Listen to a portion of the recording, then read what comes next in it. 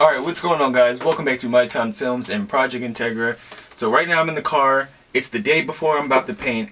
It's raining outside, so that's why I'm not really doing much outside, but I figured I'd show you guys pretty much all the supplies that you're going to need to paint your car with the quote $50 paint job. Not really. It really costs about $300 to $400 if you want to do everything right and have stuff left over. So basically, I went to the store today and I got 3 more of these. This is the Rust-Oleum Gloss White, and basically this is probably the worst material to use for your car because, well, there's nothing that really protects it from the sun or anything like that. So it's not really meant to last a long time, but you know, for $8 you really can't go wrong with this stuff if you're just trying to learn how to paint your car and make it look nice. So I highly recommend using this if you want to try it out on like a body panel or something. But 3 quarts.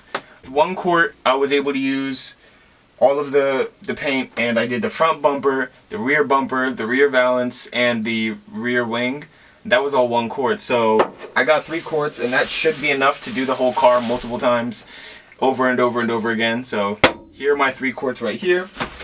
Next up, we got the Duplicolor wax and grease remover. This basically takes off everything off your car, like the sanding dust, wax, obviously grease, everything that's on your car when you're driving. So this gets all the debris off. So you're gonna need like 1 or 2 of these, and you're just gonna get like a tack rag or like a microfiber towel and wax it down or wash it down. Next up, I got about almost a gallon of mineral spirits.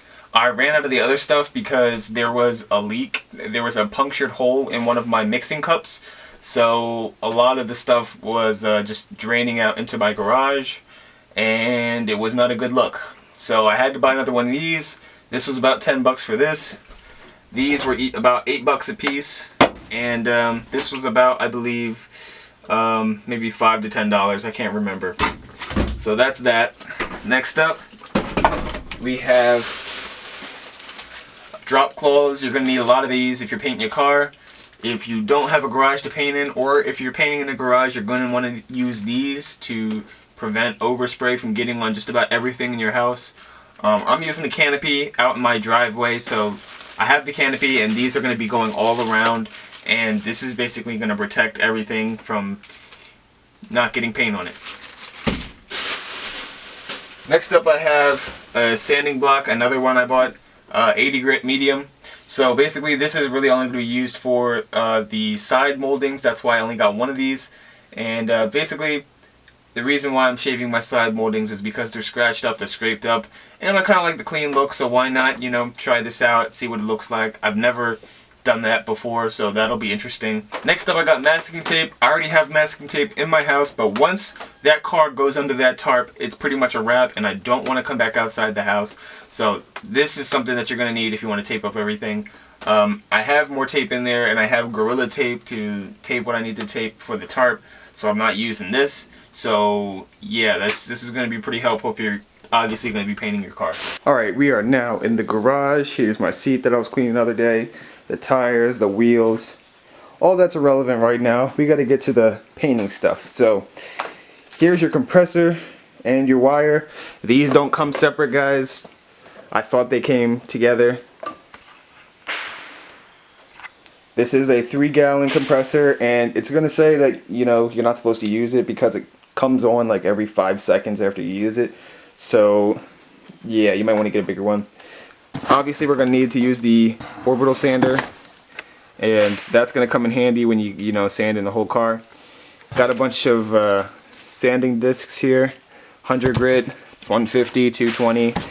We have Bondo for the side moldings with the cream hardener. You're going to need this or else it's not getting hard. Gloves, lots of gloves. Then you got these, oh man, I forget the name of these. Paint strainers. These are paint strainers. Basically, when you're pouring and mixing the paint together, the paint and the mineral spirits, basically you put this on top of your paint cup like this, and it basically filters out all the dirt, dust, and debris that you had in your paint or whatever chemical, and it basically cleans it for you. So you're going to need that. Obviously some squeegees for the Bondo. air pressure regulator right here. Gonna need that for the gun. What else? Some zip ties for zip tying your bumper up. A lot of sanding discs. This is 600. I'm really only gonna sand the car down to 600 because 400s. I don't feel like I need to really go down to 600 or 400 because it's not, the paint's not that bad. It's not too bad. So as long as you sand it down, it'll take it down a nice little bit, and then you're pretty much good.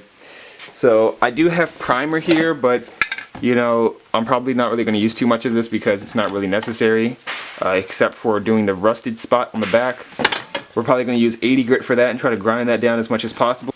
Next, you got the paint mixing cups, which look like this. High-tech MC32 or whatever. Okay, so this is the paint mix cup, and if you watch Young Static or have ever heard of him, basically he uses the 80 to 20 mix. So basically what I do is I just fill up all the way to the 8 with paint. So all that's paint, and then with the mineral spirits, basically I just fill that up to 10, mix it up, pour it in the paint strainer, pour it in the gun, boom, done.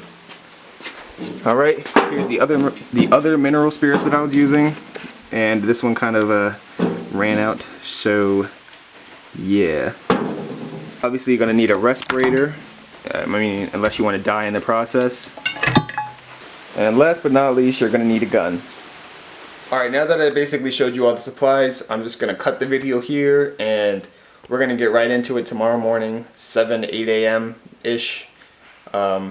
So it's going to be an extremely long video, so you know, if you got to skip, go ahead, but there's going to be a lot of talking in the beginning because I'm taking this real slow, not trying to rush anything. So I really hope you guys enjoyed this little quick update of all the supplies you're probably going to need to paint your own car, and I will see you guys tomorrow.